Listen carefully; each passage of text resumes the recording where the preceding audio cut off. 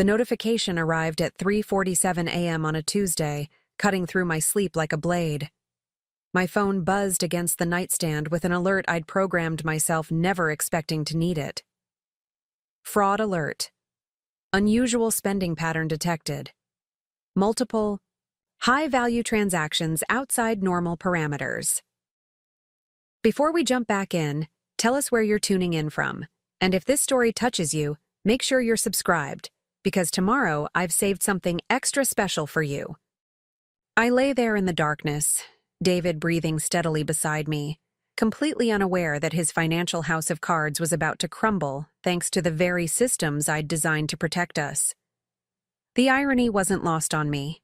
As a senior risk analyst at Meridian Financial Services, I'd spent the last 8 years building sophisticated fraud detection algorithms, creating digital tripwires that could catch the smallest anomaly in spending patterns. What I never imagined was that I'd be using those same skills to catch my own husband funneling our money to his 24-year-old girlfriend at a boutique jewelry store in Scottsdale at nearly 4 in the morning. But that's exactly what happened. And what David didn't know about the woman he'd been lying to for 6 months was that I don't just detect fraud for a living. I dismantle it, piece by piece, until there's nothing left but consequences. My name is Rachel Torres, and until that Tuesday morning in May, I thought I was living a fairly predictable life in our Ahwatukee home with my husband of 7 years. David ran a small but successful construction company called Desert Peak Construction, specializing in luxury pool installations across Phoenix's wealthier neighborhoods.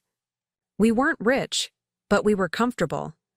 2 incomes, no kids yet, a modest savings account, and what I believed was a solid marriage built on trust and shared goals. I should have known something was wrong months earlier. The signs were all there, glaring at me with the clarity that only hindsight provides.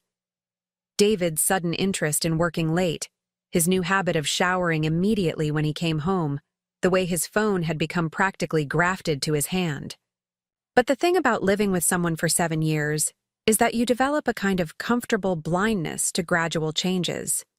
You explain away the inconsistencies because the alternative, that your entire life is built on a lie, is too devastating to contemplate. The first concrete sign came in March, though I didn't recognize it then.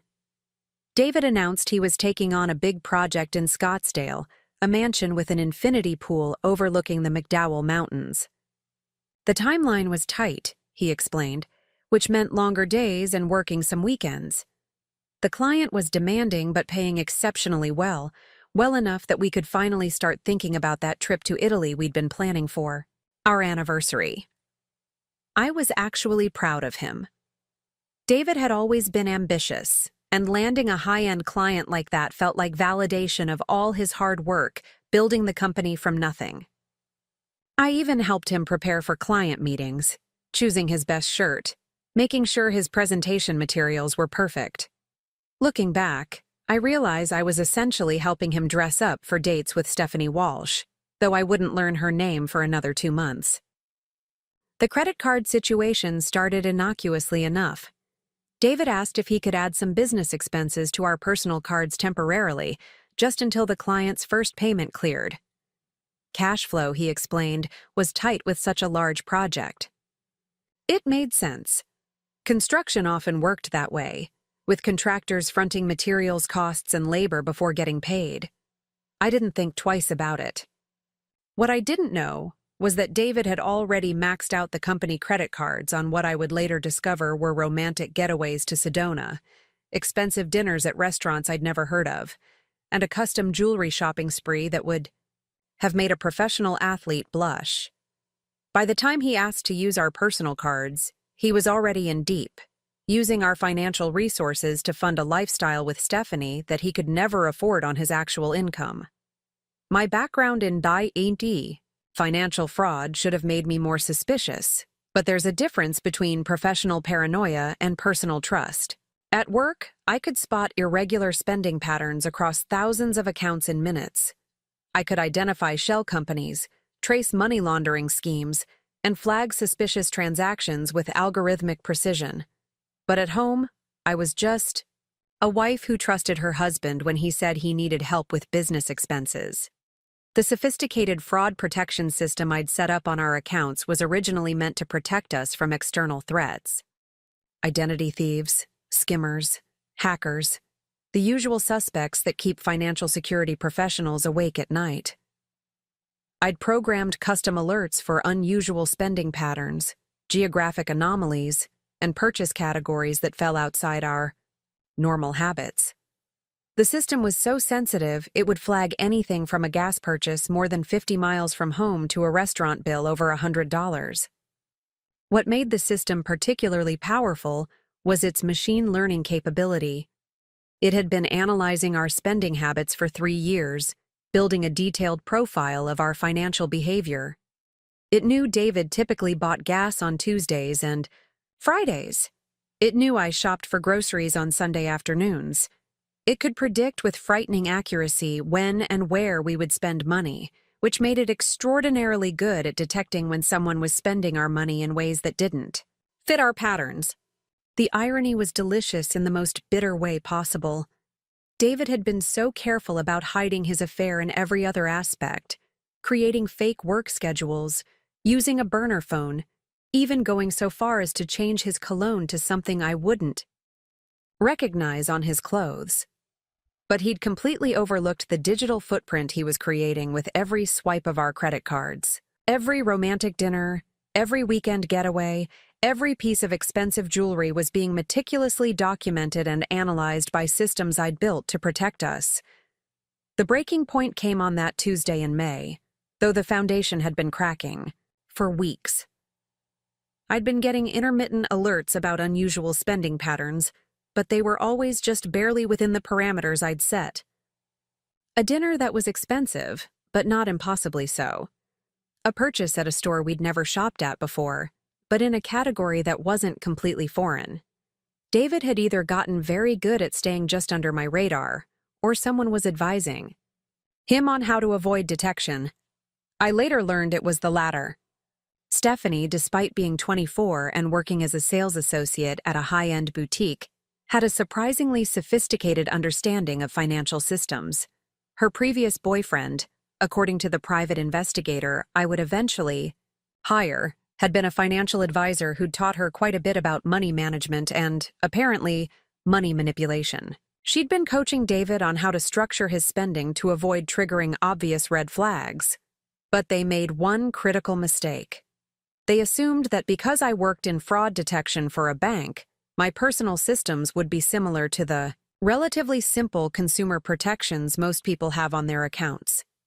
They had no idea I'd essentially turned our credit cards into a laboratory for advanced financial security research, with monitoring capabilities that would make federal agencies envious.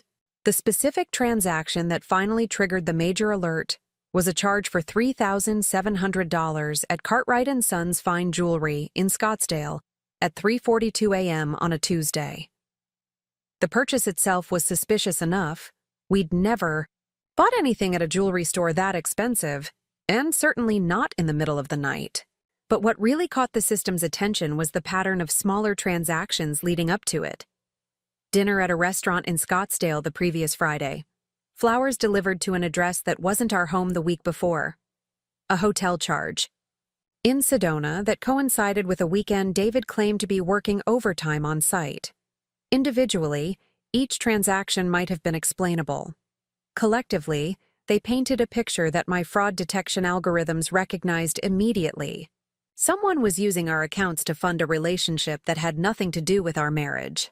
I lay in bed that Tuesday morning, staring at the alert on my phone, feeling a strange sense of clinical detachment. This was exactly the kind of case I dealt with at work every day, except usually I was helping some stranger piece together how their identity had been stolen or their accounts compromised. The methodology was the same. Gather evidence, trace patterns, build a timeline, but the emotional stakes were entirely different. David stirred beside me, reaching instinctively for his phone as he always did upon waking.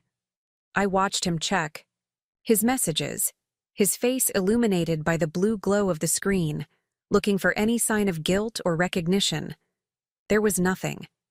He scrolled through whatever texts or emails he'd received overnight with the same casual indifference he showed every morning. Preparing and narrating this story took us a lot of time, so if you are enjoying it, subscribe to our channel. It means a lot to us. Now back to the story. If he had any idea that his financial indiscretions had been detected, he was hiding it perfectly. The really devastating part wasn't just the money, though $3,000 for jewelry was certainly painful. It was the realization that this wasn't an impulse purchase or a moment of weakness. The transaction timestamp showed 3:42 a.m., which meant David had either been planning this purchase in advance, coordinating with the store for an after-hours transaction, or he'd been with Stephanie at that hour and they'd decided together to make this purchase. Either scenario suggested a level of intimacy and planning that went far beyond a casual affair. I got up quietly, leaving David still absorbed in his phone, and went to my home office. If I was going to handle this situation, I needed to approach it the same way I would approach any complex fraud case. Methodically, thoroughly, and with overwhelming evidence. Personal feelings could wait. First, I needed to understand exactly what I was dealing with. My home office was set up like a smaller version of my workspace at Meridian Financial. 3 monitors, specialized software for financial analysis, and direct access to several databases that most people never knew existed. The advantage of working in financial security is that you learn how to trace money in ways that would surprise most people. Every transaction leaves digital fingerprints, and if you know where to look, you can reconstruct entire timelines of financial behavior. I started with our credit card statements, going back 6 months. What I found was a masterclass in gradual escalation. The spending had started small in December, an occasional dinner at a restaurant I didn't recognize, maybe $60 or $70. By January, there were regular purchases at a florist called Desert Blooms, always on the same day of the week, always for amounts between $40 and $60. February brought the first hotel charges, initially at mid-range places, but gradually increasing in luxury. March was when things accelerated significantly. The Scottsdale project David had told me about coincided with a dramatic increase in spending at high-end restaurants, boutique stores, and weekend getaways. The pattern was so clear that my fraud detection software would have flagged it immediately if I'd been monitoring these accounts the same way I monitored accounts at work. But the most damning evidence was the geographic clustering. Every unusual transaction was happening in or around Scottsdale, particularly in the Fashion Square area and the surrounding luxury shopping district. David's actual construction projects, the legitimate ones I could verify through his business records, were scattered across Phoenix and the surrounding suburbs. There was no business reason for him to be spending time or money in Scottsdale with this kind of frequency. By the time David left for work that morning, claiming he'd be late again because of client meetings, I had 6 months of detailed financial evidence documenting what was obviously an ongoing affair. But evidence was just the beginning. If I was going to handle this properly, I needed to understand who I was dealing with, what I was up against, and how to ensure that when I finally confronted this situation, I would be in complete control. The woman who had been systematically helped drain our accounts wasn't some random person David had met in a bar. The sophistication of the spending pattern, the careful timing of transactions, the gradual escalation, all of it suggested someone who understood how financial monitoring worked and was actively trying to avoid detection. This wasn't just an affair. This was a calculated financial relationship, and I needed to understand exactly what Stephanie Walsh's role was in it. As I prepared for what would become the most methodical investigation of my career, I felt a strange sense of professional satisfaction mixed with personal devastation. David had chosen to betray our marriage, but he'd made one critical error. He'd tried to defraud someone who spent her days catching people exactly like him. The hunt was about to begin, and I had every intention of being the predator rather than the prey. The first thing I needed was professional help, but not the kind most betrayed spouses seek. I didn't need a therapist or a divorce attorney, at least not yet. I needed someone who could help me build an airtight case using methods that would hold up under legal scrutiny. That's why I called my brother Marcus Chen on Wednesday morning, exactly 24 hours after the jewelry store alert had shattered my world.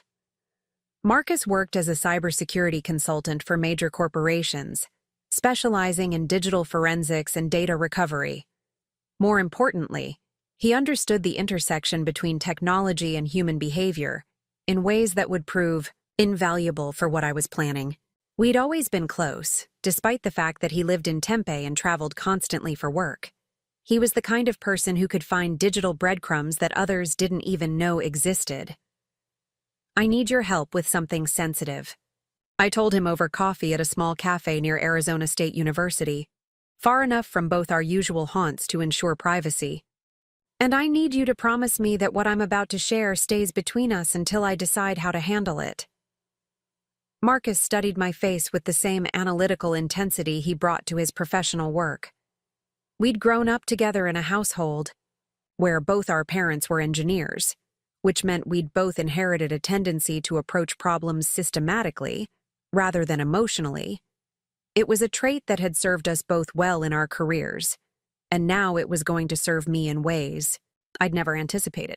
David's having an affair, I continued, watching Marcus's expression shift from curiosity to concern. And he's been using our credit cards to finance it for at least 6 months. I've got the financial evidence, but I need to understand the full scope of what I'm dealing with before I make any decisions about how to proceed. What I didn't tell Marcus immediately was that I was already 3 steps ahead of where most people would be in this situation.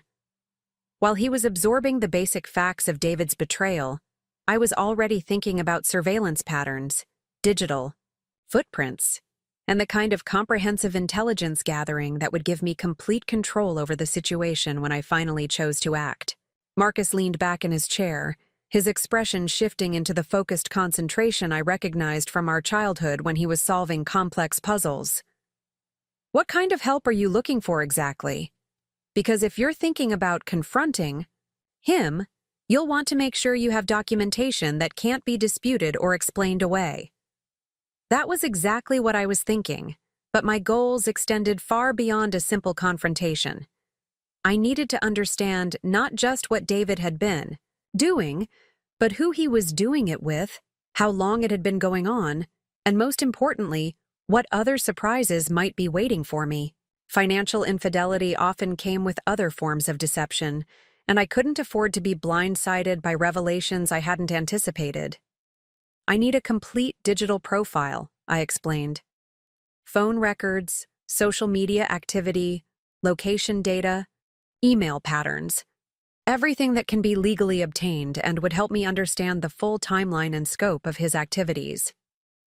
Marcus nodded slowly. That's definitely doable, especially if you have access to shared accounts and devices. What about the other person? Do you know who she is? I pulled out my phone and showed him the information I'd already gathered about Stephanie Walsh. It wasn't much yet, her name from the jewelry store transaction, her age from a quick social media search, and her workplace at a boutique called Mirage in Scottsdale Fashion Square. But it was enough to start building a more complete picture.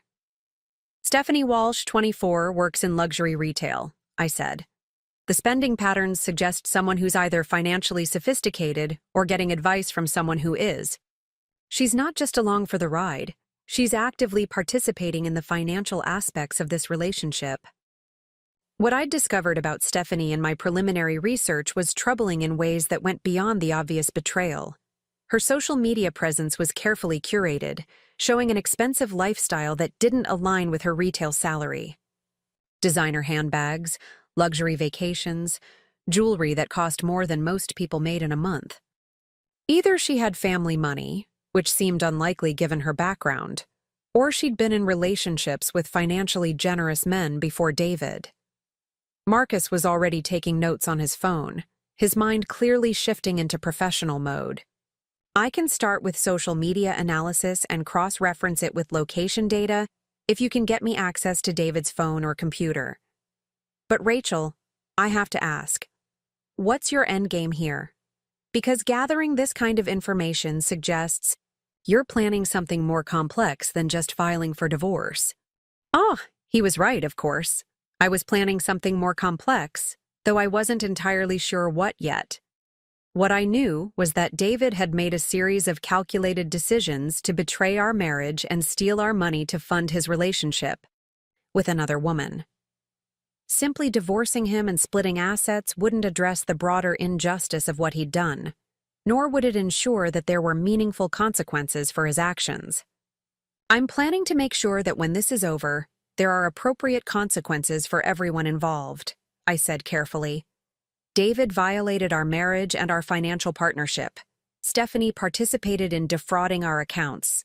I want to make sure they both understand the full cost of their choices. The conversation with Marcus established the foundation for what would become the most comprehensive investigation I'd ever undertaken.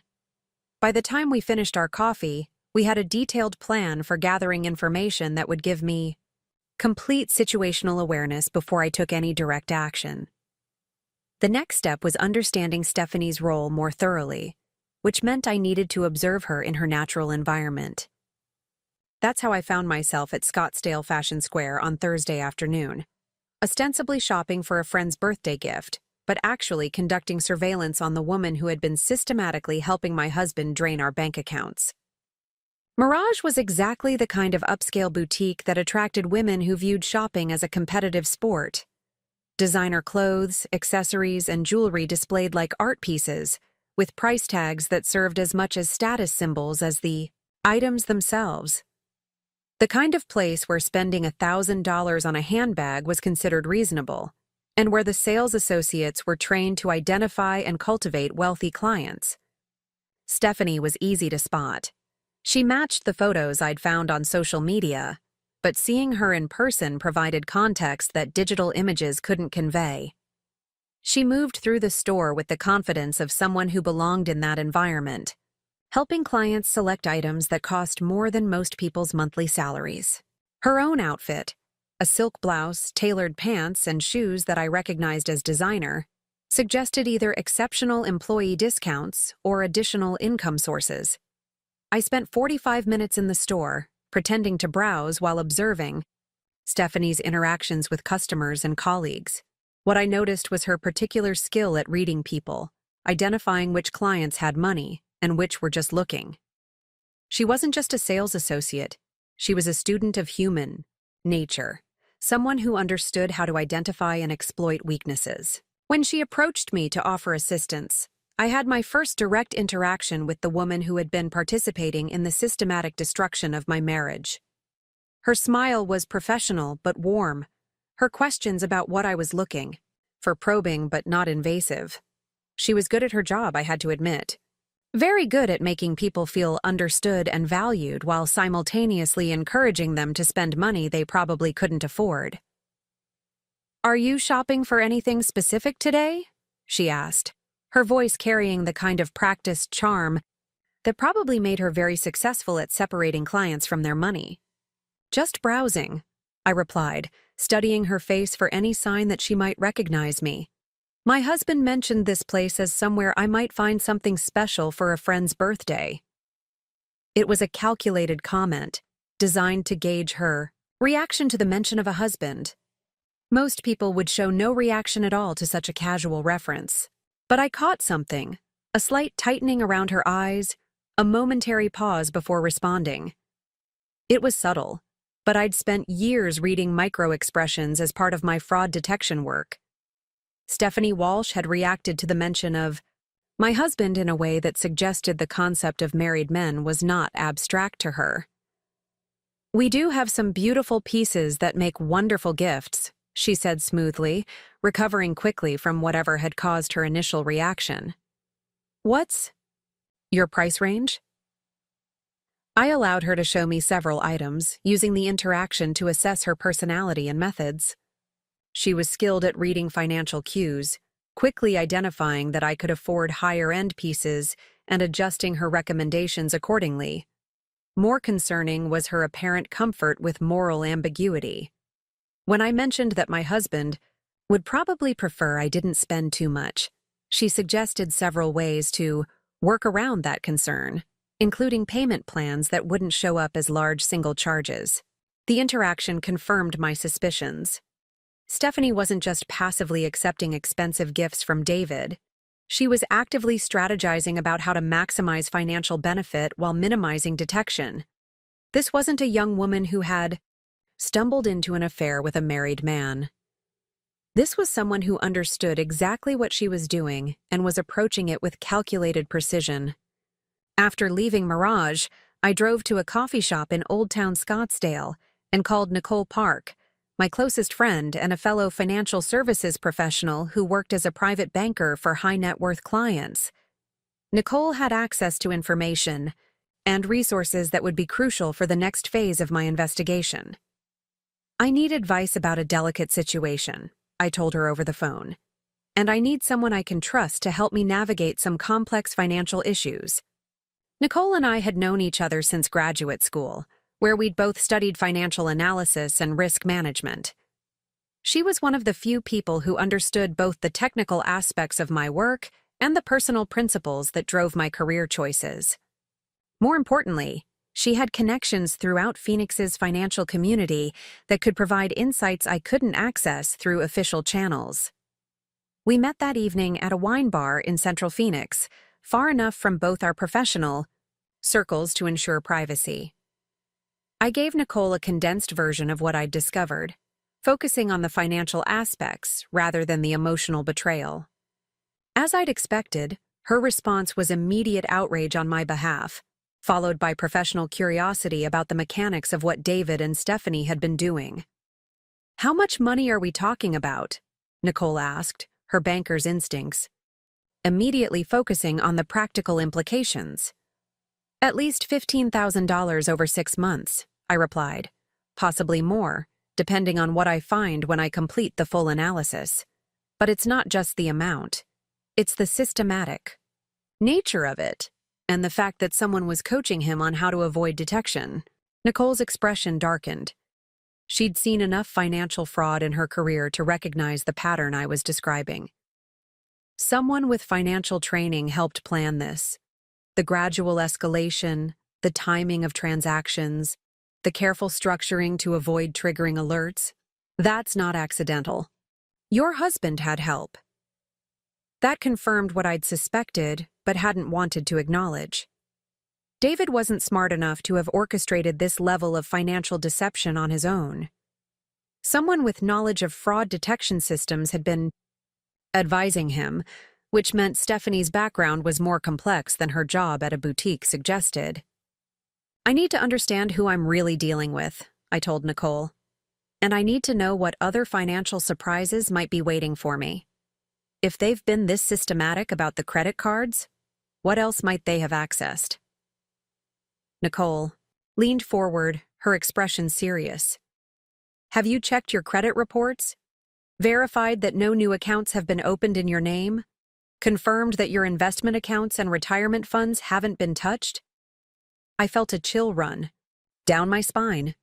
In my focus on the credit card fraud, I hadn't considered the possibility that David might have attempted other forms of financial manipulation.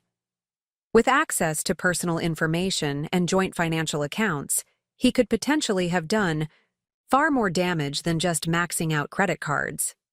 "I'll check everything tonight," I said. "But Nicole, I need you to help me with something else. I need to understand Stephanie Walsh's financial background. Someone doesn't go from retail sales to orchestrating sophisticated fraud overnight. There's more to her story." Nicole nodded, already understanding what I was asking. As a private banker, she had access to financial networks and databases that could provide insights into someone's credit history, account relationships, and financial patterns. It wasn't information that would be available to the general public, but it was accessible to financial professionals under the right circumstances. "I can make some inquiries," she said carefully. "But Rachel, what are you planning to do with all this information? Because gathering intelligence is one thing, but using it for retaliation could create legal problems for you. It was a fair question, and one I'd been considering since the moment I'd decided to investigate rather than simply confront. What I was planning wasn't retaliation in the traditional sense. It was strategic response designed to ensure appropriate consequences for systematic fraud and betrayal. I'm planning to make sure that when this situation resolves, justice is served, I replied. David and Stephanie made calculated decisions to defraud our accounts and destroy our marriage. I'm going to make sure they face calculated consequences that match the severity of their actions. Nicole studied my face, recognizing the professional determination that had made me successful in fraud detection. You're not just planning to leave him, are you? You're planning something more comprehensive. She was right. Leaving David would address the personal betrayal, but it wouldn't address the financial fraud or ensure that there were meaningful consequences for Stephanie's participation. What I was planning was a comprehensive response that would demonstrate the full cost of their choices while ensuring that I emerged from the situation in the strongest possible position. The rest of the evening was spent planning the investigation phase of my response. Nicole would use her banking connections to research Stephanie's financial background and identify any patterns that might explain her sophistication with fraud techniques. Marcus would conduct digital forensics on David's devices and accounts to establish a complete timeline of the affair and identify any other potential financial irregularities. Meanwhile, I would continue my own analysis of our financial accounts while simultaneously gathering intelligence on both David and Stephanie's activities, relationships, and vulnerabilities. By the time I was ready to act, I would have comprehensive knowledge of everyone involved and complete control over the timing and nature of my response. As I drove home that night, I felt a sense of professional satisfaction that was entirely separate from the personal devastation of discovering my husband's betrayal. This was the kind of complex, multi-layered fraud case that I'd built my career on solving. The only difference was that this time, the stakes were personal, and the resolution would be designed not just to stop the fraud, but to ensure that everyone involved understood the full consequences of their choices. David was home when I arrived, sitting in front of the television with a beer, looking relaxed and content. He greeted me with a casual kiss and asked about my day as though nothing had changed. His performance was flawless, giving no indication that he was living a double life or had any awareness that his carefully constructed deception was about to be systematically dismantled. "How was the Scottsdale project today?" I asked, settling beside him on the couch and adopting the same casual tone he was using. "Good," he replied without hesitation. "Long day, but we're making progress. Should wrap up in another couple of weeks." It was a lie told with such casual confidence that I almost admired his skill. If I hadn't known better, I would have believed him completely. But now I knew better, and every lie he told was simply additional evidence in the case I was building against him. That night, after David fell asleep, I began the comprehensive financial audit that would reveal the full scope of what I was dealing with. Credit reports, bank statements, investment accounts, retirement funds, everything that could potentially have been compromised by someone with access to our personal and financial information. What I found was both better and worse than I'd expected. Better because the fraud appeared to be limited to our credit cards and didn't extend to our more significant assets. Worse because the systematic nature of the credit card fraud was even more sophisticated than I'd initially realized. The pattern of transactions had been carefully designed not just to avoid detection, but to maximize the amount of money that could be extracted before I noticed anything unusual. By 3 a.m, I had a complete picture of the financial fraud and a clear understanding of the intelligence and planning that had gone into it. David and Stephanie had been systematic, patient, and strategic in their approach. Unfortunately for them, they'd chosen to defraud someone who was even more systematic, patient, and strategic in her response. The investigation phase was nearly complete, Soon, it would be time to move from gathering intelligence to taking action. And when that time came, I intended to demonstrate that fraud, like every other crime, carries consequences that match the sophistication of the offense. But the breakthrough came from an unexpected source. Marcus had been analyzing David's digital footprint for 3 days when he discovered something that changed everything I thought I knew about the situation. It wasn't just about the affair or even the financial fraud. David and Stephanie were planning something much more ambitious, and I had accidentally positioned myself to stop it before it could destroy not just my marriage, but my entire financial future. "You need to see this," Marcus said, calling me at work on Monday morning. His voice carried an urgency that made my stomach clench with anticipation. "Can you meet me for lunch? And Rachel, bring whatever legal documentation you have about your joint assets and David's business." I left Meridian Financial at noon, telling my supervisor I had a family emergency that required immediate attention. It wasn't entirely a lie. What Marcus had discovered would certainly qualify as an emergency, though not the kind most people would expect. We met at a small restaurant in Tempe, far enough from both our professional environments to ensure complete privacy. Marcus had brought his laptop and a folder thick with printouts, his expression grim in a way that prepared me for revelations I wasn't going to enjoy hearing. "I found their communication platform," he began without preamble. "They've been using an encrypted messaging app that automatically deletes conversations after 24 hours. But David made a critical mistake. He backed up his phone to the cloud last week, and the backup captured some messages before they were deleted." Marcus opened his laptop and showed me screenshots of conversations between David and Stephanie that revealed planning far more sophisticated than simple adultery. They weren't just having an affair funded by my credit cards. They were systematically preparing to liquidate assets and disappear together, leaving me responsible for debts and obligations I knew nothing about. "Look at this conversation from last Tuesday," Marcus said, pointing to a message thread that made my blood run cold. "David's telling Stephanie about your fraud detection systems and asking for advice on how to access retirement accounts without triggering alerts."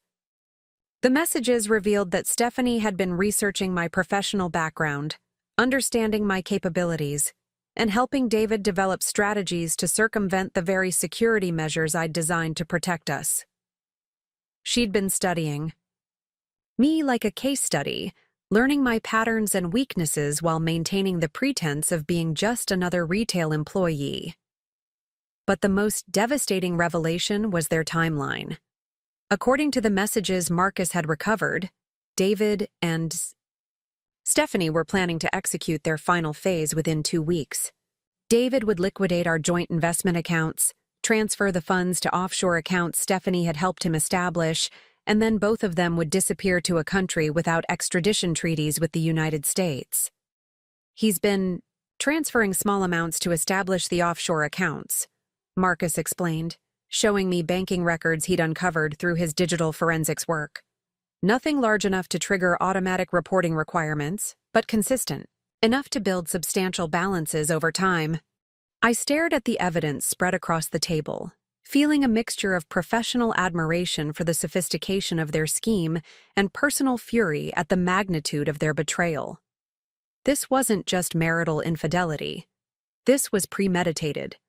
Financial destruction designed to leave me with nothing while they started a new life funded by assets we'd built together over 7 years of marriage.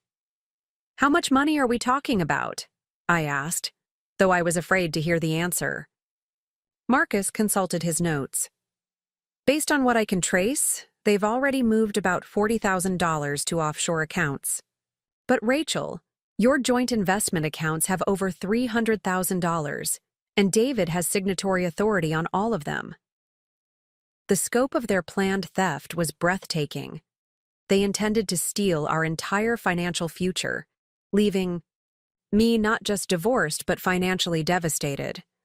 Worse, because David had legal access to the accounts as my spouse, much of what they were planning might not even be technically illegal until after the fact. "There's something else," Marcus continued, his expression growing even more serious. Stephanie's background isn't what it appears to be. Nicole's banking contacts found some interesting information about her financial history. He handed me a folder containing Nicole's research on Stephanie Walsh. What I read fundamentally changed my understanding of who I was dealing with. Stephanie wasn't just a retail employee who had stumbled into an affair with a married man. She was a professional. This was what she did for a living. According to Nicole's research, Stephanie had been involved in similar schemes at least twice before. Her previous relationship had been with a divorced executive from Denver who discovered too late that she'd been systematically draining his accounts while they dated. Before that, she'd been linked to a businessman in California whose company had mysteriously lost significant funds to offshore accounts before she disappeared from his life. "She's a financial predator," I said, absorbing the implications of what I was reading. "She targets men with assets, builds relationships with them, and then orchestrates systematic theft." Marcus nodded grimly. "And David walked right into her trap. She probably identified him as a target months before they ever met. This isn't a love affair.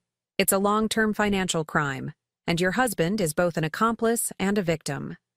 The revelation reframed everything I thought I understood about the situation.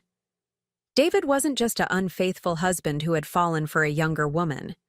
He was being manipulated by someone who had studied his weaknesses and designed a comprehensive strategy to exploit them. That didn't excuse his choices or reduce the betrayal, but it explained the sophistication of their methods and the ambitious scope of their plans. "What's our timeline?" I asked, shifting into the strategic thinking mode that had served me throughout my career. "How long do we have before they execute their plan?" Marcus checked his notes. "Based on their messages, they're planning to make the major transfers next Friday. That gives us 10 days to develop and implement a counter-strategy. 10 days to prevent the destruction of everything I'd worked to build over the past decade. 10 days to turn the tables on people who had underestimated the woman they were trying to defraud. 10 days to demonstrate that choosing me as a target was the worst mistake they could have made." I spent the rest of the lunch meeting with Marcus developing a comprehensive strategy that would not only prevent David and Stephanie from stealing our assets, but would ensure they faced serious consequences for what they'd already done. The plan required precise timing, careful coordination, and the same kind of strategic thinking that had made me successful in detecting and preventing financial fraud throughout my career. The first element was defensive. I needed to protect our assets without alerting David to the fact that I knew about his plans. That meant working with Nicole to restructure our accounts in ways that would prevent unauthorized transfers while maintaining the appearance that nothing had changed. The second element was offensive. I needed to gather evidence that would not only prove their conspiracy, but would also demonstrate the scope of their intended theft in ways that would satisfy both civil and criminal courts. That meant documenting everything, creating an unbreakable chain of evidence, and timing my revelations for maximum impact. The third element was personal. David had chosen to betray our marriage and steal our future. Stephanie had chosen to make me a target for financial predation. Both of them would learn that such choices carry consequences that match the magnitude of their crimes.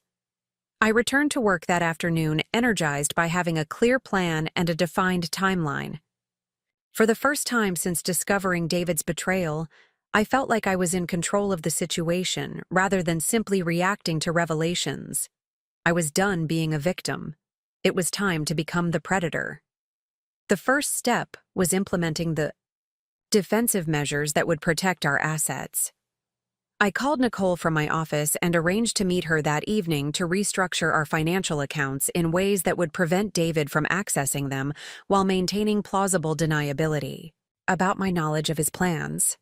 I need to protect $300,000 in investment accounts without making it obvious that I know what David is planning, I explained when we met at her office after normal business hours. Nicole had already prepared several options based on our earlier conversations. The cleanest approach is to restructure the accounts to require dual authorization for any transfers over $10,000. We can frame it as enhanced security measures in response to increased fraud in the financial sector. It was perfect. The changes would prevent David from executing his planned theft while giving him no reason to suspect that I knew about his intentions. Better yet, any attempts he made to circumvent the new security measures would create additional evidence of his fraudulent intent. We spent 2 hours that evening implementing security measures that would make it impossible for David to access our major assets without my explicit approval. Every account was restructured, every transfer protocol modified, every security measure enhanced. By the time we finished, our financial assets were protected by layers of security that would stop any unauthorized access while documenting every attempt. The next phase required more delicate timing. I needed to gather evidence of David and Stephanie's conspiracy while positioning myself to catch them in the act of attempting their final theft. That meant allowing them to believe their plan was proceeding normally, while ensuring that every step they took was documented and could be used against them later. Marcus had provided me with monitoring software that would track David's digital activities without his knowledge. Every email, every message, every financial transaction would be recorded and time-stamped, creating an unbreakable record of their conspiracy. More importantly, the software would alert me in real time to any attempts to access our protected accounts, allowing me to catch them in the act of attempted theft. The psychological aspect of my strategy was perhaps the most important element. David and Stephanie had succeeded in their previous schemes because their victims had been caught off guard, reacting emotionally rather than strategically to the discovery of betrayal. I intended to do exactly the opposite. When they realized their plan had failed, I would be prepared for their responses, ready to counter their moves, and positioned to ensure they faced maximum consequences for their actions. Wednesday evening brought the first test of my defensive measures. David arrived home with flowers and an expensive bottle of wine, more affectionate than he'd been in months. His sudden attentiveness would have been touching if I hadn't known it was part of his strategy to keep me unsuspecting while he finalized his theft of our assets. "I thought we could have a nice dinner together," he said, kissing me with what seemed like genuine warmth. "It feels like we haven't spent enough quality time lately." I played my part perfectly, accepting his attention while mentally cataloging every detail of his performance. The flowers were from the same shop where he'd been buying arrangements for Stephanie. The wine was a vintage he'd never shown interest in before, but which appeared frequently in his expense reports for romantic dinners with his mistress. Even his sudden interest in spending time with me followed a pattern Marcus had identified in his communications with Stephanie about maintaining his cover story. "This is lovely," I said, allowing him to pour wine and serve dinner as though we were still the happily married couple we'd pretended to be for months. "What's the occasion?" "No occasion," David replied smoothly. "I just realized I've been taking you for granted lately. Work's been stressful, and I haven't been the husband you deserve." The irony was delicious. He was apologizing for taking me for granted while actively planning to steal everything we'd built together and disappear with another woman. His performance was so convincing that if I hadn't known the truth, I might have been genuinely moved by his apparent recognition of his shortcomings. We spent the evening talking about our future together, our plans for travel, our goals for the next few years. David spoke with apparent sincerity about growing old together, about the family we might start, about the dreams we shared. All of it was lies designed to keep me compliant while he finalized preparations to destroy our life together. But I played my part equally well, responding with the warmth and trust of a wife who had no idea her husband was planning to betray her in the most comprehensive way possible. Every smile, every laugh, every affectionate gesture was calculated to maintain his confidence, while I positioned myself for the devastating counterattack I was preparing. Thursday brought confirmation that our security measures were working, exactly as intended. Marcus called me at work with news that David had attempted to access our investment accounts the previous night. only to be blocked by the enhanced security protocols we'd implemented.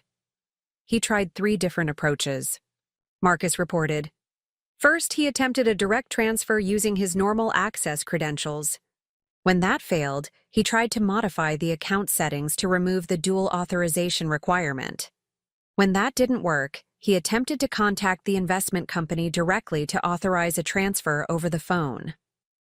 Each failed attempt had been documented by our monitoring systems, creating a detailed record of David's fraudulent intent. More importantly, his increasingly desperate attempts to access the accounts suggested that his timeline was accelerating. Whatever he and Stephanie had planned was happening soon, and they were running out of time to implement their strategy. Did he succeed in accessing anything? I asked. Nothing significant, Marcus assured me. The security measures held completely. But Rachel, his pattern of attempts suggests they're getting desperate. I think they're going to try something more aggressive soon. That evening, David's behavior confirmed Marcus's assessment. He was distracted during dinner, checking his phone constantly and showing signs of stress that he was trying unsuccessfully to hide. When I asked about his day, his responses were shorter and less detailed than usual. Something was clearly wrong with his plans, and he was struggling to maintain his normal demeanor. "Everything okay?" I asked, feigning concern while internally celebrating the success of our defensive measures. "Just work stuff," he replied tersely. "Some complications?" "With client payments. Nothing I can't handle." It was another lie, but this one revealed more than he intended. David was beginning to realize that his carefully planned theft wasn't going as smoothly as he'd expected. The security measures were working, his timeline was compressed, and he was starting to panic about his ability to execute the final phase of his conspiracy with Stephanie. Friday morning brought the call I'd been expecting. Nicole contacted me early to report that David had attempted to contact our investment company directly, claiming there was an emergency that required immediate access to our accounts. He told them you were in a medical emergency and needed funds transferred immediately for treatment, Nicole explained. It was actually a sophisticated approach that might have worked with a less security-conscious institution. But it didn't work? Not even close. The enhanced security protocols we implemented require in-person verification for any emergency. Access requests. They told David he would need to appear in person with you and proper documentation before any exceptions could be made to normal procedures. The failed attempt was perfect evidence of David's fraudulent intent. He'd explicitly attempted to steal our money using false pretenses, and every detail of his attempt had been documented by the investment company's security procedures. When the time came to present evidence of his conspiracy, this attempt alone would be enough to demonstrate criminal intent. That evening, David didn't come home. He called around 8 o'clock to say he was working late on a difficult client situation and would probably spend the night at the office rather than driving home exhausted. It was the first time in our marriage that he'd stayed away overnight, without advance notice, and it confirmed that his plans were reaching their final phase. I used his absence to implement the final elements of my strategy. Working with Marcus and Nicole, I activated monitoring systems that would track David's every movement, document every financial transaction he attempted, and alert law enforcement if he tried to leave the country. By morning, we would have complete surveillance coverage of both David and Stephanie, ensuring that when they made their final move, we would be ready to stop them and document everything for the legal proceedings that would follow. Saturday morning arrived with the kind of desert clarity that made Phoenix beautiful despite its harsh climate. I woke early, checked all our security systems, and confirmed that everything was in place for what I expected would be the final confrontation with David and Stephanie's conspiracy. The monitoring systems showed that David had spent the night at a hotel in Scottsdale, the same hotel where he and Stephanie had been meeting for their romantic getaways. Phone records indicated they'd been in constant communication since his failed attempt to access our accounts, and their conversations suggested they were preparing to implement some kind of backup plan. I dressed carefully that morning, choosing Clothes that projected professional confidence while remaining practical for whatever the day might bring. I checked my phone to ensure all alert systems were active, confirmed that Marcus and Nicole were ready to provide support if needed, and prepared myself mentally for the confrontation that would determine whether justice would be served or whether David and Stephanie would succeed in destroying everything I'd worked to build. The first alert came at 10:30. David was attempting to access our accounts again, this time using a different approach that suggested he'd received new advice about circumventing security protocols. The attempt failed, but it triggered our monitoring systems, and confirmed that the final phase of his conspiracy was beginning. I was ready. After 6 days of strategic preparation, comprehensive investigation, and careful positioning, I had complete control over the situation and total awareness of my opponent's capabilities and intentions. David and Stephanie had chosen to make me a target for their financial predation. They were about to learn that was the worst mistake they could have made. The second alert arrived at 11:15, followed by a third at 11:43. David was becoming increasingly aggressive in his attempts to bypass our security measures, each failed effort more desperate than the last. The monitoring software Marcus had installed was documenting every keystroke, every failed password attempt, every unsuccessful effort to circumvent the protections I'd put in place. By noon, we had created an unbreakable digital paper trail of attempted financial fraud that would satisfy any prosecutor. My phone buzzed with a text message from David. "Hey babe, having some issues with our investment account. Can you call them and authorize a transfer I need for the business? It's urgent." The casual tone couldn't disguise the desperation behind the request. He was asking me to personally authorize the very theft he'd been trying to execute without my knowledge. I responded exactly as an unsuspecting wife would. "Of course. How much do you need? Is everything okay with the business?" The performance was crucial. David needed to believe I was still completely unaware of his conspiracy, while I maneuvered him into a position where his crimes would be undeniable.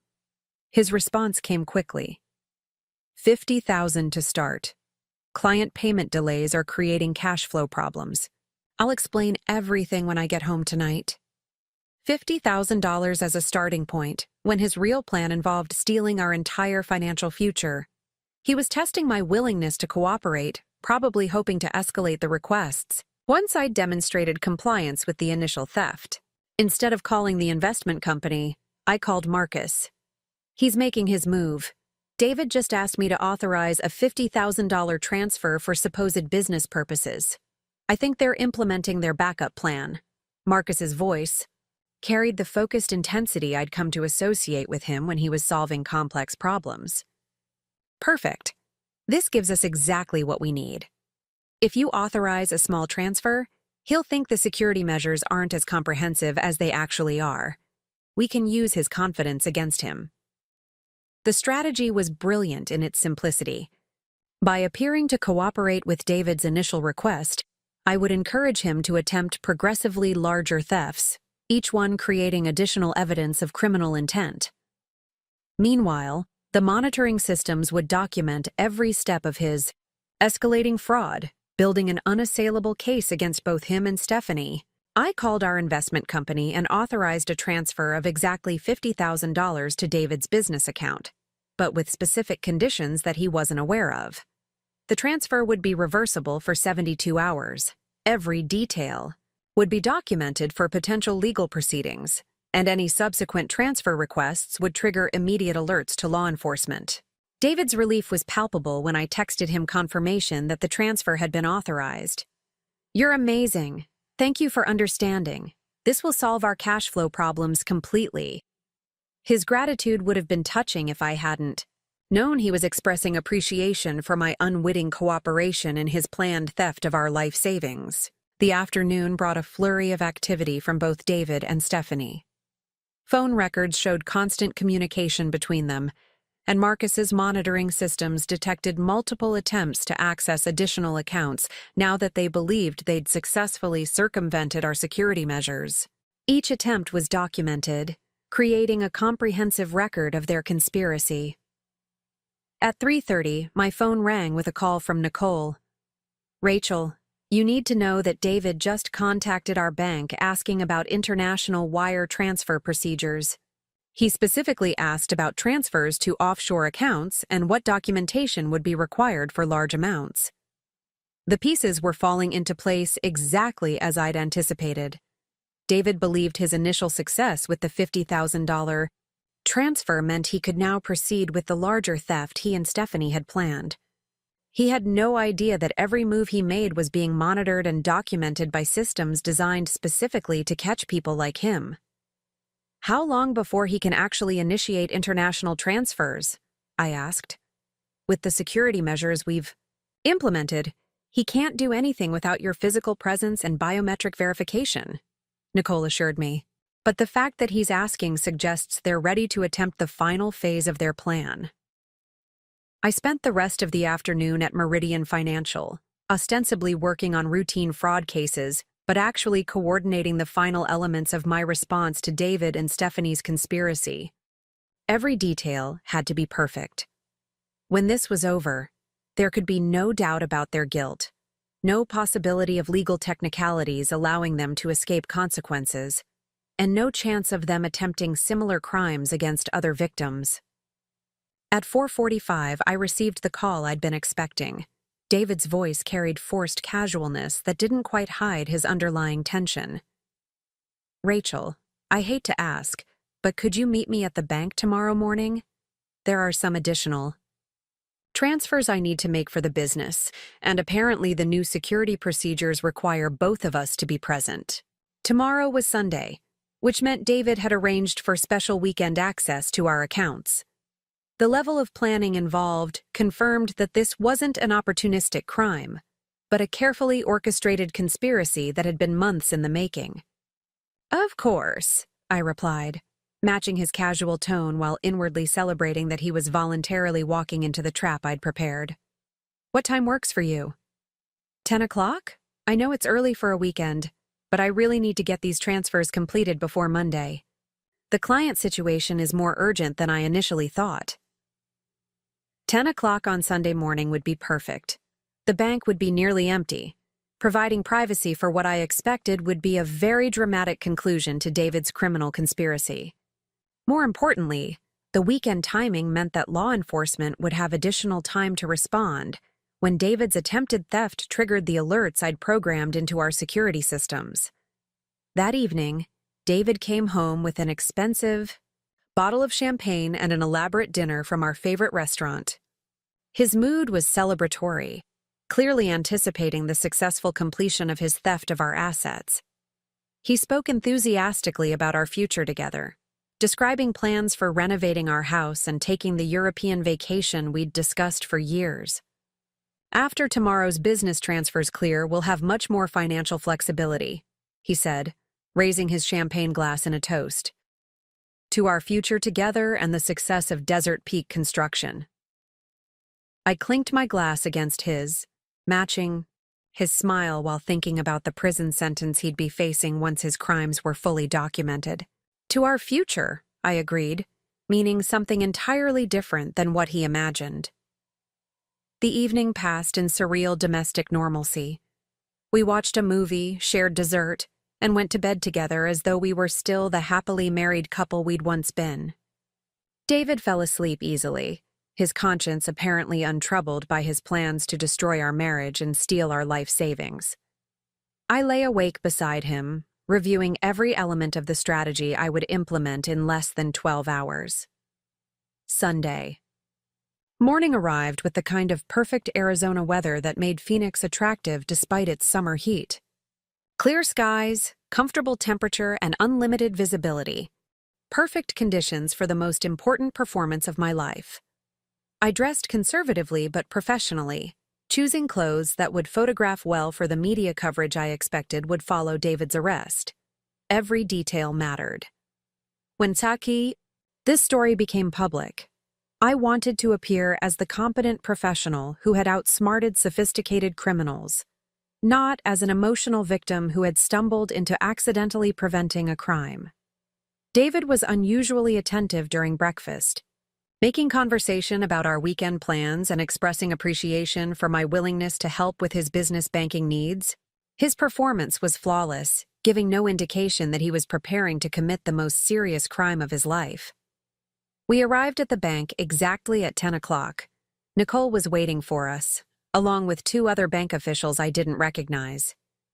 The formal setup should have been David's first indication that something wasn't proceeding according to his expectations, but he seemed too focused on his planned theft to notice the unusual level of attention his routine business transfer was receiving.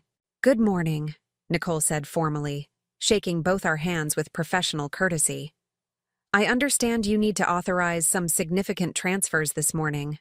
We've prepared a private conference room where we can handle the necessary documentation." The conference room was equipped with recording equipment, security cameras, and direct communication links to law enforcement. Every word spoken, every document signed, every transfer attempted would be permanently documented for legal proceedings. David was voluntarily walking into a comprehensive evidence-gathering operation designed specifically to catch him in the bad act of committing financial fraud. "I appreciate you arranging weekend access," David said, settling into his chair with the confidence of someone who believed he was in complete control of the situation. "The transfer amounts are substantial, so I understand why the enhanced security procedures are necessary." Nicole consulted the documentation we'd prepared. "According to our records, you're requesting authorization for transfers totaling approximately $280,000 to various offshore accounts. Is that correct?"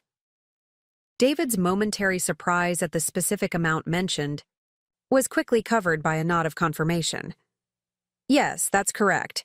Complex international business arrangements requiring multiple account structures." His explanation was smooth but vague, exactly what you'd expect from someone attempting to disguise criminal activity as legitimate business. "And Mrs. Torres, you're comfortable authorizing transfers of this magnitude to accounts you've never accessed or controlled?" Nicole asked, looking directly at me with an expression that suggested she was asking for more than simple confirmation. This was the moment I'd been preparing for throughout the entire investigation. David's crime was about to be exposed, his conspiracy with Stephanie revealed, and his plans for financial theft documented beyond any possibility of denial. Everything depended on my response to Nicole's carefully worded question. "Actually," I said slowly, allowing my voice to carry the weight of someone making a difficult realization, "I'm not comfortable with any of this. David, these accounts, you're asking me to authorize transfers to. I've never heard of them before, and the amounts you're discussing are nearly our entire investment portfolio." David's face remained calm, but I caught the slight tightening around his eyes that indicated increasing stress. "Rachel, we discussed this. The business opportunities I've been developing require substantial initial investments, but the returns will be significant." "Which business opportunities?" I asked, maintaining the tone of a confused wife seeking clarification rather than an investigator closing a trap. "You told me yesterday you needed $50,000 for client payment issues. Now you're talking about almost $300,000 for international investments I've never heard of." The room fell silent except for the nearly inaudible hum of recording equipment documenting every word. Nicole and the other bank officials watched the interaction with professional attention, ready to intervene if David attempted to coerce my cooperation or became threatening. David's response revealed the sophisticated manipulation techniques he'd learned from Stephanie. "Sweetheart, I know this seems sudden, but these opportunities have specific timing requirements.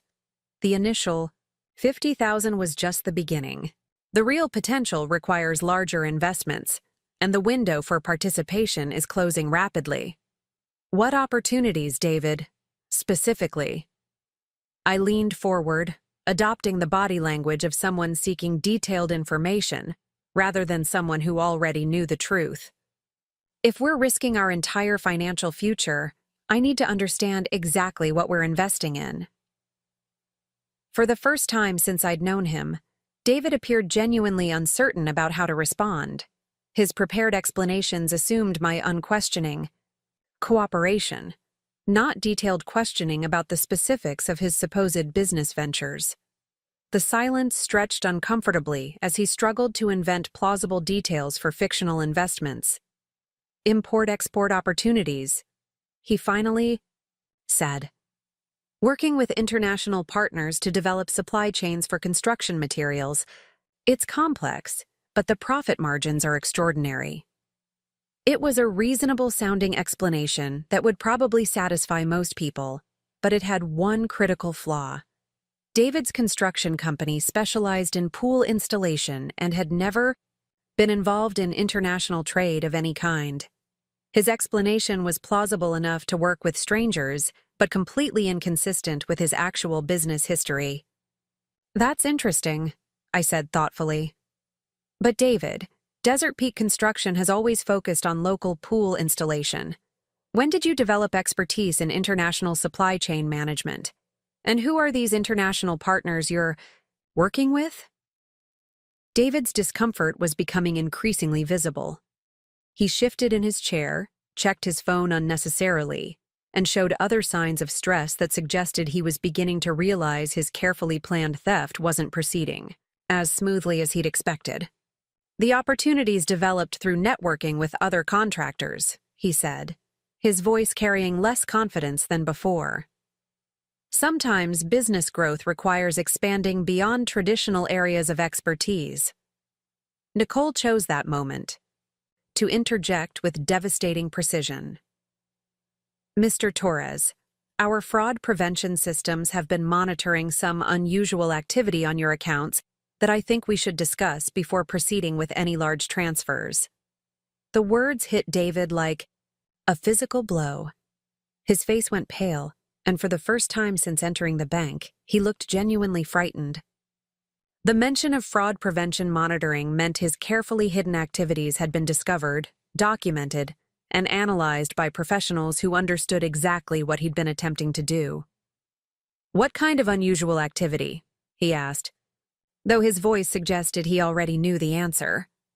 Nicole opened a thick folder containing printouts of transaction records, phone logs, and digital communications that Marcus's investigation had uncovered. Systematic credit card fraud, attempts to bypass account security measures, unauthorized access attempts, and communications with known financial criminals regarding methods for stealing and transferring assets. The evidence was overwhelming and undeniable. Months of systematic theft, documented attempts to circumvent security measures, and recorded conversations about stealing our assets and fleeing the country. David's face reflected the dawning realization that his criminal conspiracy had been discovered and thoroughly documented. I think there's been some misunderstanding, he said weakly, but his voice carried no conviction. The evidence spread across the table told a story that couldn't be explained away by misunderstandings or innocent mistakes. The only misunderstanding, I said quietly, finally abandoning any pretense of surprise or confusion, is your assumption that I wouldn't notice when my own husband was systematically stealing our money to fund his relationship with another woman. David's shocked expression confirmed that he'd never suspected I knew about Stephanie, much less that I'd uncovered the full scope of their conspiracy. For months, he'd believed his performance as a loving husband was completely convincing. Never imagining that I'd been conducting a professional investigation into his activities. Rachel, I can explain, he began, but I cut him off with a gesture. You can explain to law enforcement, I replied calmly. Nicole, I believe it's time to make those calls we discussed. The bank officials moved with practiced efficiency, activating protocols for financial crime cases that would ensure David's attempted theft was properly documented and reported to appropriate authorities. Within minutes, the conference room had been transformed from a private meeting space into a crime scene being professionally processed by experts in financial fraud. David sat in stunned silence as the full scope of his situation became clear. His planned theft had failed completely. His criminal conspiracy had been exposed, and his attempts to destroy our marriage and steal our future had resulted in nothing but evidence that would ensure his prosecution. Worse, from his perspective, Every detail of his crimes had been documented by systems I'd designed specifically to catch people like him. "How long have you known?" he asked finally, his voice barely above a whisper. "Long enough to make sure you'd face appropriate consequences for your choices," I replied. "David, did you really think you could defraud someone who detects fraud for a living?" The question hung in the air as law enforcement arrived to formally arrest David for financial crimes that carried substantial prison sentences. His perfectly planned theft had become a perfectly documented conviction, and his attempt to destroy our life together had resulted in nothing but the destruction of his own future. As David was led away in handcuffs, I felt a complex mixture of professional satisfaction and personal sadness.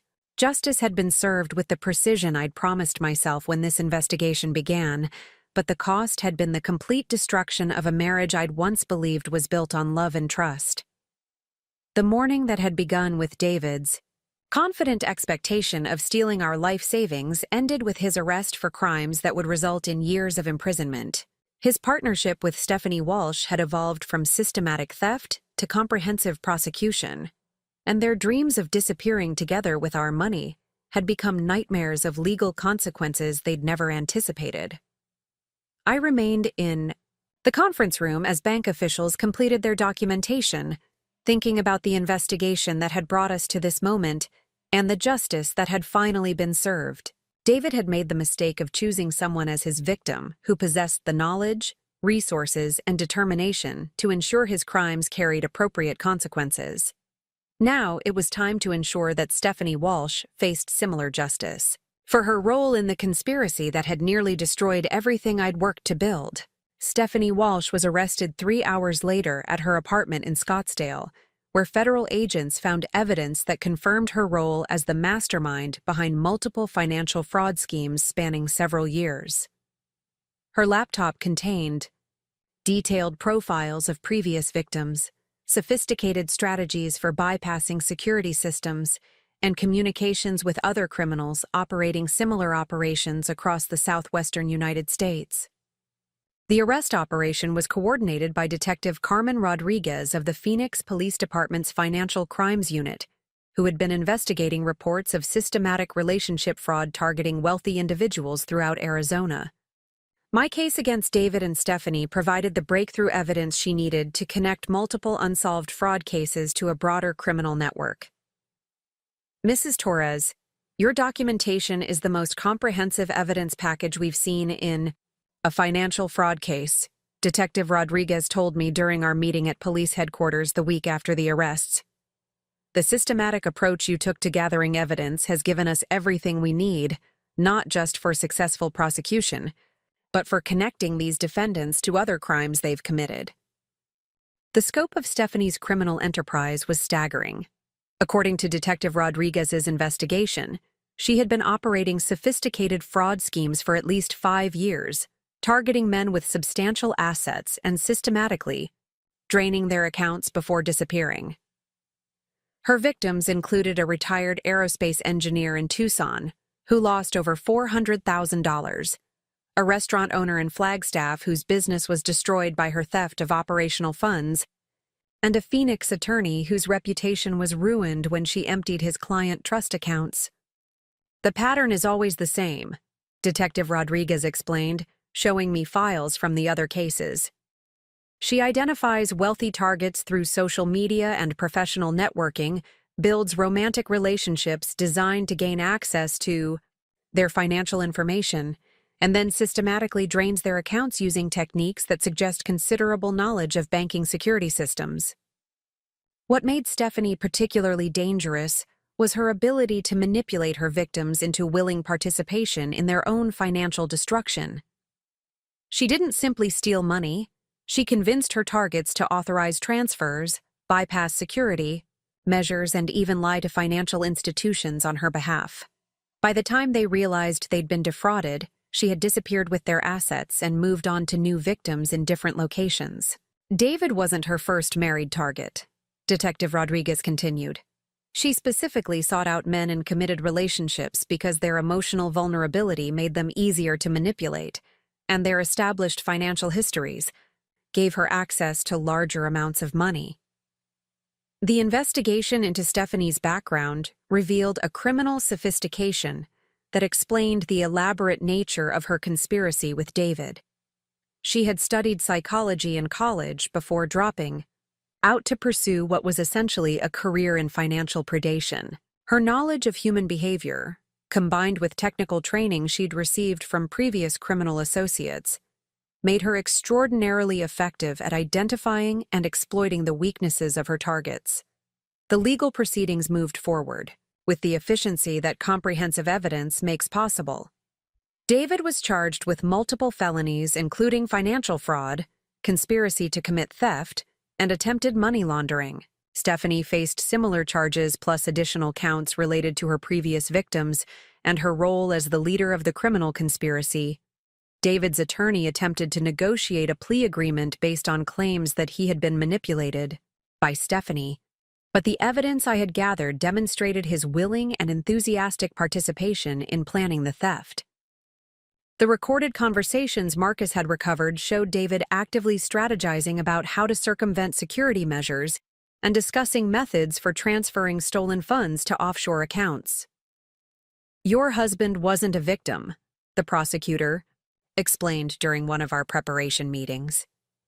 "The evidence shows he was a willing collaborator who understood exactly what he was doing and enthusiastically participated in planning sophisticated financial crimes." The trial began 6 months later, with media coverage that transformed the case into a cautionary tale about financial fraud in the digital age. Local news stations ran features about the importance of monitoring financial accounts, and national financial security organizations used my story as an example of how professional expertise could be applied to personal protection.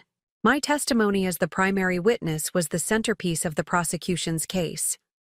I spent 2 days on the witness stand explaining how my fraud detection systems had uncovered the conspiracy, how I had gathered evidence of their crimes, and how I had used my professional knowledge to protect our assets while documenting their criminal activities.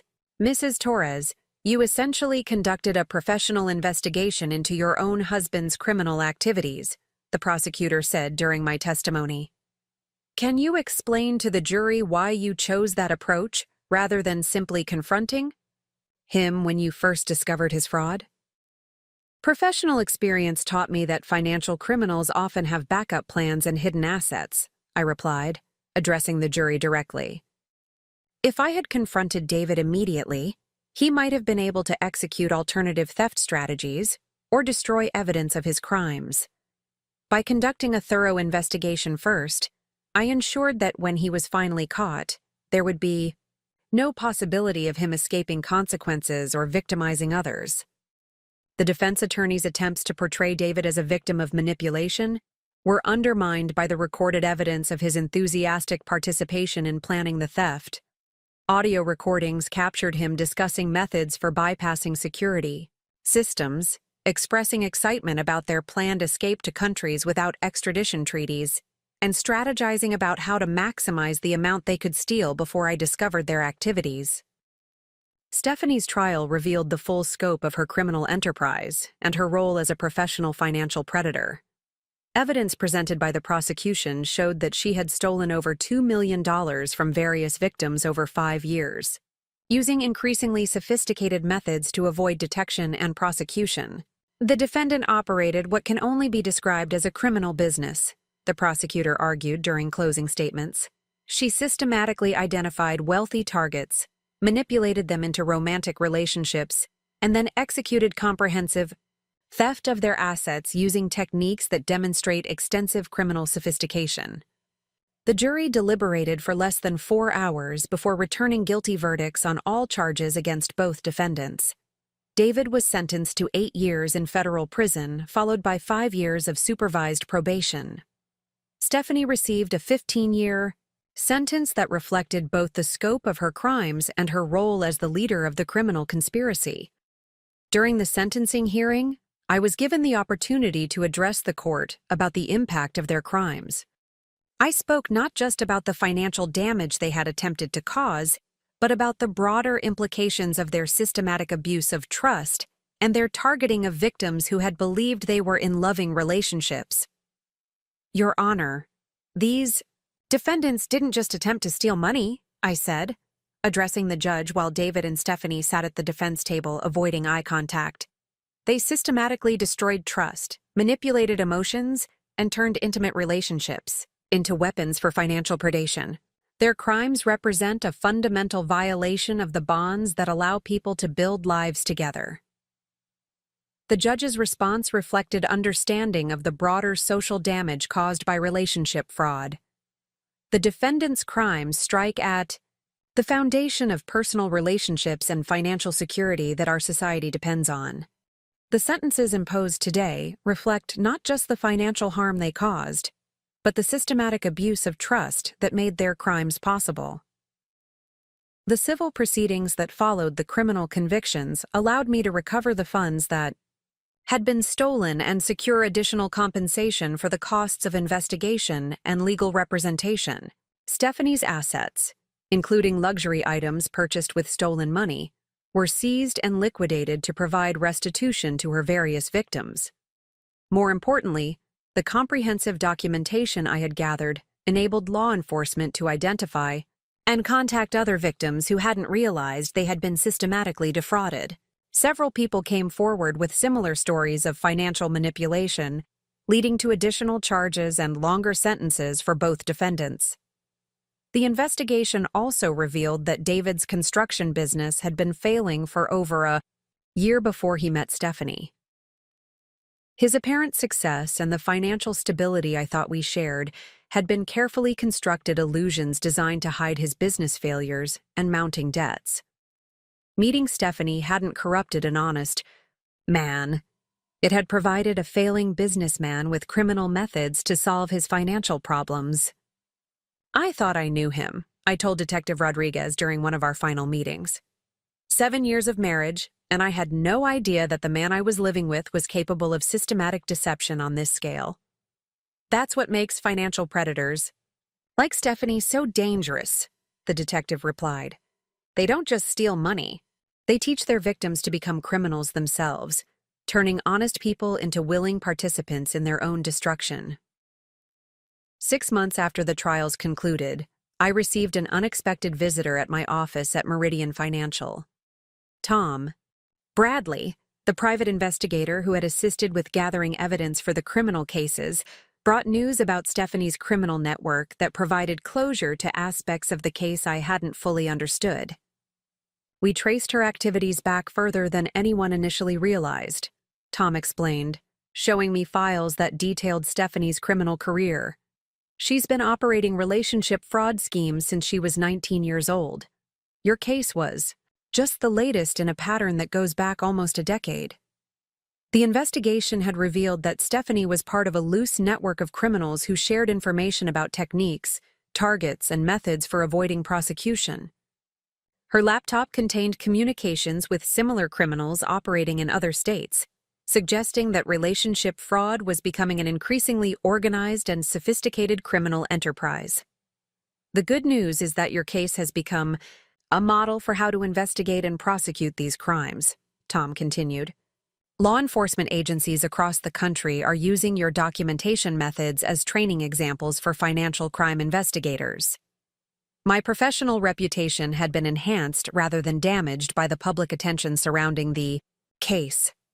Meridian Financial promoted me to a senior position in their fraud prevention division, with specific responsibility for developing systems to detect relationship fraud and financial manipulation in intimate partnerships. The new position allowed me to channel my experience into protecting other potential victims. I developed training programs for financial institutions about recognizing signs of relationship fraud, created educational materials for the public about protecting assets in intimate relationships, and consulted with law enforcement agencies about investigating complex financial crimes.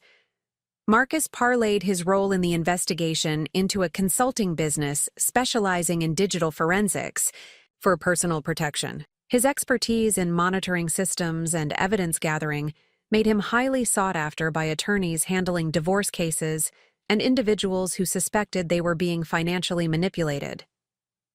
Your case changed how people think about protecting themselves in relationships, Marcus told me when we met for dinner on the first anniversary of David's arrest. The comprehensive approach you took has become the gold standard for people who suspect financial infidelity. Nicole was promoted to senior vice president at her bank, with expanded responsibilities for developing security protocols that protect clients from various forms of financial manipulation. The systems we had designed to catch David and Stephanie became templates for enhanced security measures implemented by financial institutions throughout Arizona. The personal recovery was more complex than the professional success. Rebuilding life after discovering that a 7-year marriage had been built on systematic deception required more than just legal victories and career advancement. It required fundamentally reconsidering my understanding of trust, relationships, and the balance between professional skepticism and personal vulnerability. Therapy helped me process the emotional trauma of discovering that someone I had loved and trusted was willing to destroy our life together for financial gain. The betrayal wasn't just about money or infidelity. It was about the realization that the person I had shared my life with was capable of systematic cruelty that went far beyond simple selfishness. You handled an impossible situation with remarkable strength and intelligence, my therapist observed during one of our sessions. But don't underestimate the emotional impact of learning that someone you trusted was planning to systematically destroy everything you had built together. The healing process was gradual and ongoing. Some days I felt proud of how I had protected myself and ensured justice for David and Stephanie's crimes. Other days I struggled with questions about whether I had missed warning signs that should have been obvious to someone with my professional background. 2 years after the arrests, I began dating again, though with a much more systematic approach to evaluating potential partners. The experience with David had taught me that professional expertise in fraud detection needed to be balanced with appropriate caution in personal relationships. I also became involved in advocacy work, speaking at conferences about financial fraud prevention and consulting with organizations that support victims of relationship crimes. The comprehensive documentation I had created for David and Stephanie's prosecution became a model for other victims seeking justice in similar cases. Your story demonstrates that victims of financial fraud don't have to be passive, I told audiences at fraud prevention conferences. With the right knowledge and strategic approach, it's possible not just to protect yourself, but to ensure that criminals face appropriate consequences for their choices. The most satisfying aspect of the recovery was knowing that David and Stephanie's prosecution had prevented them from victimizing other people.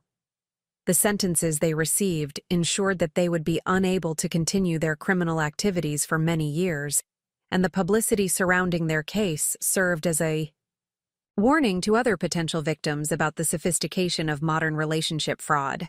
Detective Rodriguez kept me informed about the broader impact of the case on financial crime investigation and prosecution. Your documentation methods have been adopted by law enforcement agencies in 12 states, she told me during a recent update. The techniques you use to gather evidence have become standard training for financial crime investigators. 3 years after the investigation began, I finally felt like I had fully recovered from the betrayal and moved forward with a life that was stronger and more secure than what I had shared with David. The experience had been devastating, but it had also demonstrated capabilities and resilience I hadn't known I possessed. The house in Ahwatukee was sold, with the proceeds contributing to a down payment on a smaller but more secure home in Central Phoenix. The new house had enhanced security systems, both digital and physical, that reflected lessons learned about protecting oneself from people who view trust as a vulnerability to be exploited. My new life was built on foundations that were more solid than what I had shared with David. Professional success based on genuine expertise rather than marriage-based status. Financial security protected by systems I understood and controlled completely. Personal relationships based on demonstrated trustworthiness rather than assumptions and hope. The fraud detection systems I had originally designed to protect David and me had evolved into comprehensive personal security measures that I shared with other potential victims. The knowledge gained from investigating his betrayal had become expertise that protected not just me, but others who faced similar threats. Standing in my new home office 3 years after that first fraud alert had shattered my world, I reflected on the journey from victim to victor that had defined the most challenging period of my life. David and Stephanie had chosen to make me a target for their criminal conspiracy. Instead, they had provided me with the opportunity to demonstrate that financial predators, regardless of their sophistication, face serious consequences when they target someone with the knowledge and determination to ensure justice is served. The timer I had set on their downfall had run out exactly as planned. Justice had been served with the precision and thoroughness that comprehensive planning makes possible. And life had moved forward on terms that I controlled completely, protected by lessons learned and systems designed to ensure that such betrayal could never happen to me again. Up next, you've got 2 more standout stories right on your screen. If this one hit the mark, you won't want to pass these up. Just click and check them out.